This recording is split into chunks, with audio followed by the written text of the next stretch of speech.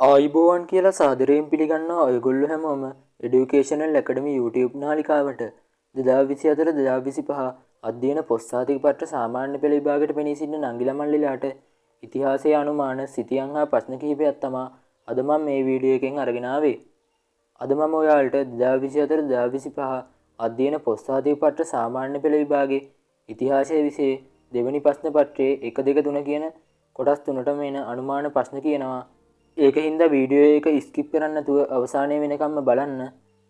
මම කලින් වීඩියෝ එකෙන් ඔයාලට දැම්මා 2024-2025 අධ්‍යයන පොත්සාතික පත්‍ර සාමාන්‍ය පෙළ විභාගයට එන සිංහල අනුමාන රචනා හා විචාර ප්‍රශ්න කිහිපයක්. ඔයා ඒ වීඩියෝ එක බැලුවේ නැත්නම් ඒකත් බලන්න. ඒ වගේම ඔයාලට අනුමාන ප්‍රශ්න ඕනි විෂයන් තියෙනවා නම් පහලින් කමෙන්ට් එකකුත් දාන්න. ඔයා මේ channel එකට අලුත් කෙනෙක් නම් පහලින් තියෙන රතු පාට subscribe button එක click කරලා bell icon එකත් all කරලා තියාගන්න.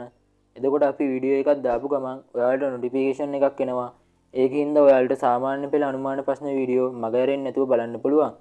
වැඩි කතාවක් නැතුව අපි යමු වීඩියෝ එකට. ඔයාලට මම කලින් වීඩියෝ එකෙත් කිව්වා අපි මේ අනුමාන හදලා තියෙන්නේ වසර 5කට වැඩි කාලයක සාමාන්‍ය පෙළ ඉතිහාසයේ ප්‍රශ්න පත්‍ර අධ්‍යයනය කරලා. ඒකින්ද මේ කොටස් වැඩි අවධානයක් දීලා බලා ගන්න. ඒ වගේම අනිත් පාඩම් කොටසුත් බලාගෙන යන්න. ඒ අනුව ඔයාලට 2024-2025 අධ්‍යයන පොත්සාතික පත්‍ර සාමාන්‍ය පෙළ විභාගයේ ලංකා සිතියම් අනුමාන විදිහට එන්නේ පොළොන්නරුව, ඇතුගල්පුර, ගල්ඔය, හෝටන් තැන්න, මහනුවර හෙවත් සෙන්කඩගල, නල්ලූර්, ලංකාපටුන, මාදුරුවය, කොත්මලේ ජලාශය, මිහින්තලය, ඉරණමඩු වැව, මන්නාරම. මේ ස්ථාන 12 ඔයාලා හොඳටම ලකුණු කරලා පුරුදු වෙලා යන්න. මේ ස්ථාන ටිකෙන් වැඩි අනුමානයක් තියෙනවා මේ සැරේ ලංකා සිතියම් අනුමාන විදිහට. හරි මම දැන් ඔයාලට කියන්නම් 2024-2025 අධ්‍යයන පොත්සාතික පත්‍ර සාමාන්‍ය පෙළ විභාගයේ ඉතිහාසයේ ප්‍රශ්න පත්‍රයේ ලෝක සිතියම් අනුමාන විදිහට එන්නේ මොනවද කියලා. ඒ අනුව ඔයාලට පළවෙනි ස්ථාන තමයි පෘතුගාලය, දෙවෙනි එක තමයි සුමාත්‍රා දූපත, චෙන්නයි හෙවත් මදුරාසිය, ගෝව, මධ්‍යධරණී මුහුද, නයිල් ගඟ, රතු මුහුද, බංගලාදේශය. මේ ස්ථාන ටිකත් ඔයාලා හොඳටම ලකුණු කරලා පුරුදු වෙලා යන්න. මේ ස්ථාන වලින් වැඩි අනුමානයක් තියෙනවා මේ සැරේ ලෝක සිතියම් අනුමාන විදිහට එන්න. මේ ටික හොඳටම බලාගෙන යන්න.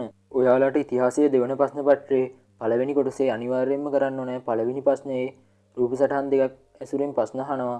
ඒකට ඔයාලට ලකුණු 8ක් දෙනවා. ඒ ප්‍රශ්නෙට ඔයාලට එන්නේ 10 11 ශ්‍රේණි වල ඉතිහාසයේ පෙළපොතේ තියෙන රූප සටහන් වලින්. මම ළඟ PDF එකක් තියෙනවා 10 11 ශ්‍රේණි වල ඉතිහාසයේ පෙළපොතේ සියලුම රූප සටහන් වලින් හදපු ඒ රූප සටහන් වලට එන්න පුළුවන් ප්‍රශ්නත් එක්ක. ඔයාලට ඒක ඕනි නම් පහළ පළවෙනි කමෙන්ට් එකෙන් දාලා තියෙන අපේ WhatsApp සමූහයට එකතු වෙන්න. මම මේ PDF එක දාන්නම්. ඒක ඔයාලා හොඳට බලාගෙන යන්න. එතකොට ඔයාලට ඒ ලකුණු වලට ලේසියෙන්ම ගන්න පුළුවන්. දැන් මම ඔයාලට කියන්නම් 2024-2025 අධ්‍යයන පොත්සාතික පත්‍ර සාමාන්‍ය පෙළ විභාගයේ දෙවැනි ප්‍රශ්න පත්‍රයේ දෙවන කොටසට එන අනුමාන ප්‍රශ්න ටික. ඒ අනුව ඔයාලට පළවෙනි ප්‍රශ්නය දෙන්නේ ශ්‍රී ලංකාව ජනාවාස වීම කියන පාඩමෙන්.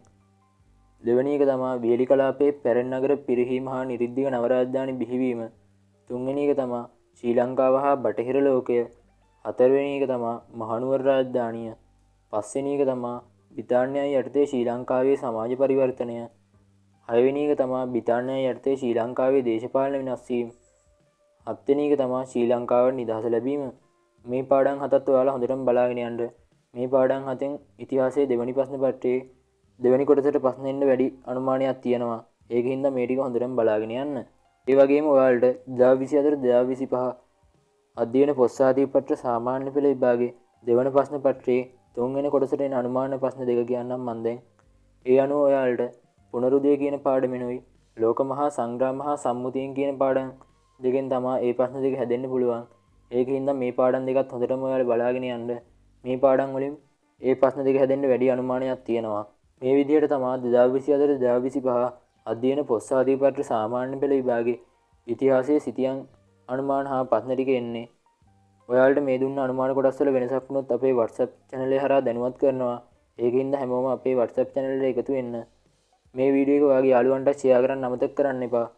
ඒ වගේම පහලින් තියෙන රතු පාට subscribe button එක click කරලා bell icon එකත් all කරලා තියාගත්තොත් අනුමාන වීඩියෝ එකක් දාපු ගමන් ඔයාලට බලන්න පුළුවන්. ඔයාට සුබ දවසක්.